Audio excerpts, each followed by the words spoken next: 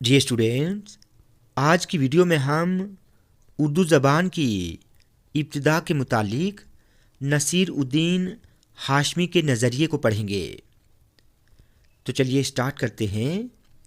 नसीर उद्दीन हाशमी ने अपनी किताब दक्कन में उर्दू ज़बान के आगाज़ व इर्तिका के हवाले से अपना ये नज़रिया पेश किया है कि उर्दू दक्कनी ज़बान से निकली है।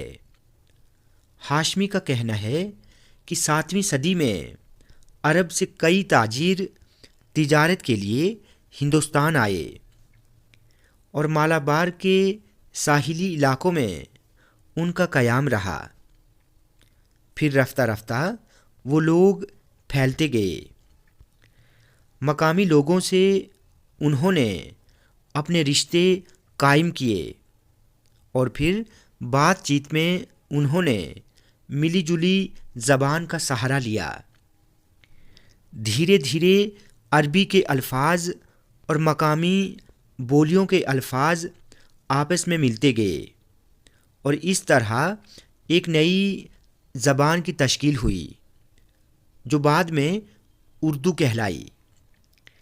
लेकिन मुहक्किकीन ने, यानी जो तहकीकात करने वाले हैं, उनके इस नज़रिए को गलत साबित किया है।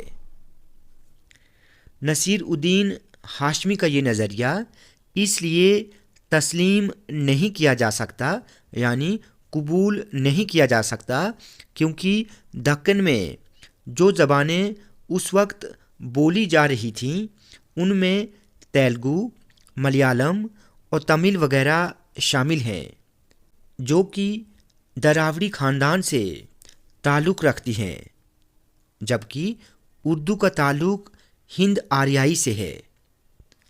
लिहाजा उर्दू ज़बान का बाकायदा आगाज़ दक्कन से नहीं हुआ। तो स्टूडेंट्स, आज की वीडियो में हमने नसीर उद्दीन हाशमी के नज़रिए को पढ़ा। स्टूडेंट्स, वीडियो आपको अच्छी लगी हो तो आप प्लीज़ इस वीडियो को लाइक और शेयर करें और चैनल को सब्सक्राइब करना ना भूलें।